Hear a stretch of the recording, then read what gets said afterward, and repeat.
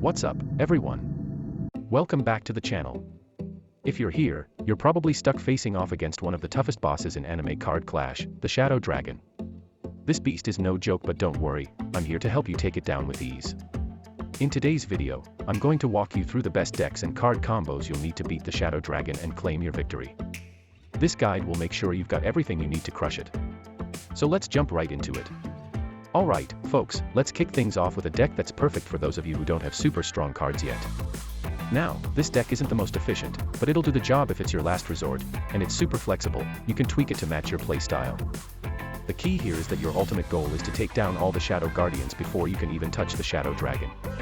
So, you'll want a card that deals a ton of damage to push through those Guardians quickly, giving you time to prep for the boss fight.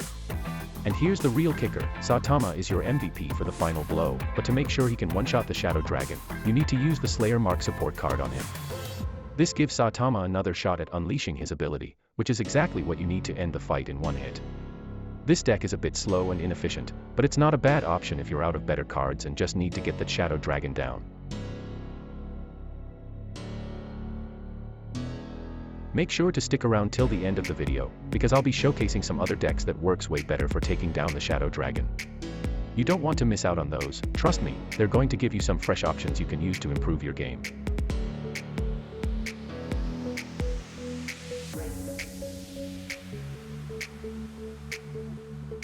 As you can see, this deck doesn't always guarantee a win. It's a bit of a gamble, and luck plays a huge role.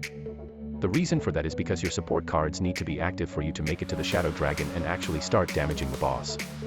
Alright, now we're getting into the good stuff. This is the ultimate build, and it's designed to absolutely dominate the Shadow Dragon. At the core of this deck is Soul King, our most powerful card unit. With Soul King leading the charge, you'll tear through those Shadow Guardians in no time.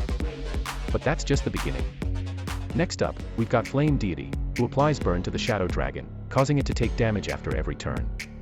This constant burn effect really helps wear down the boss while you're setting up your other attacks. Then, we've got Frost Demon, who applies freeze to the Shadow Dragon, locking it down for 2 turns and preventing it from attacking. This gives you a huge window to deal damage and avoid taking any hits from the dragon. And of course, we have Tatsumaki, who reflects a significant amount of the Shadow Dragon's attacks back at it. This is massive, as it helps reduce the damage you're taking and increases your chances of survival in the fight. The best part? You can swap out any of the support cards to suit your playstyle, except for one. You need Slayer's Mark on Tatsumaki to make sure she's used to her full potential. That extra boost ensures her ability to reflect damage is as strong as possible and really makes a difference when facing the Shadow Dragon. Finally, we've reached the last deck of the day. This one is a variant of the second deck I showed you, but with a key change. Instead of Tatsumaki, we're swapping her out for the Awakened Promised Child, that's right, Naruto. This build is tailored for players who don't have Tatsumaki yet, and trust me, Naruto does the job just as well. With his ability to stun consecutively and attack multiple times, he works perfectly alongside Flame Deity, maximizing the burn damage.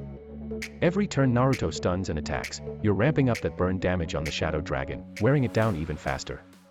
Now, the build I'll be using here is a little different from the one I showed earlier on screen, but the strategy is still the same. This deck will help you push through those Shadow Guardians and set you up to deal heavy damage to the boss, just with a few tweaks to account for Naruto's unique abilities.